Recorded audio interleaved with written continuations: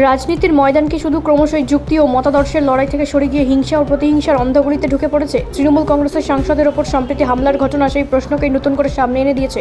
একজন নির্বাচিত জনপ্রতিনিধির ওপর প্রকাশ্য মঞ্চে ডিম ও পাথর নিক্ষেপ নিছক বিচ্ছিন্ন ঘটনা নয়, এটি রাজনৈতিক সংস্কৃতির অবক্ষয়ের প্রতীক। মতভেদ গণতন্ত্রের শক্তি, কিন্তু সেই মতভেদ যদি শারীরিক আক্রমণের রূপ নেয় তবে তা গণতন্ত্রের ভিত্তিকেই নড়বড় করে দেয়।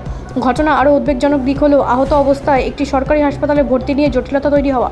জরুরি পরিষেবার ক্ষেত্রে এমন আচরণ শুধু প্রশাসনিক ব্যর্থতাই নয়, নাগরিক আস্থার উপর সরাসরি আঘাত। একজন সাধারণ মানুষ যদি একই পরিস্থিতির শিকার হন তবে তার জন্য কী পরিণতি অপেক্ষা করছে, এই প্রশ্ন এড়ানো যায় না। তৃণমূল কংগ্রেস এই ঘটনাকে পরিকল্পিত হামলা ও লিঞ্চিংয়ের চেষ্টা হিসেবে তুলে ধরেছে, যা রাজনৈতিক উত্তেজনাকে আরও বাড়িয়ে তুলেছে। অন্যদিকে বিরোধীদের নীরবতা বা সীমিত প্রতিক্রিয়াও প্রশ্নের উদ্রেক করেছে। হিংসার বিরুদ্ধে সর্বদলীয় অবস্থা না থাকলে ভবিষ্যতে এই প্রবণতা আরও বিপজ্জনক রূপ নিতে পারে।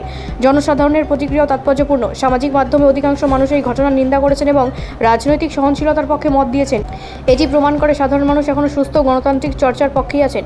এই প্রেক্ষাপটে সবচেয়ে জরুরি বিষয় দুটি: এক, নিরপেক্ষ দ্রুত তদন্ত; দুই, রাজনৈতিক দলগুলির পক্ষ থেকে স্পষ্টভাবে হিংসার বিরুদ্ধে অবস্থান। অন্যথায় এই ধরনের ঘটনা কেবল একটি ব্যক্তির ওপর হামলা নয়, গোটা গণতান্ত্রিক ব্যবস্থার ওপর আক্রমণ হয়ে দাঁড়াবে।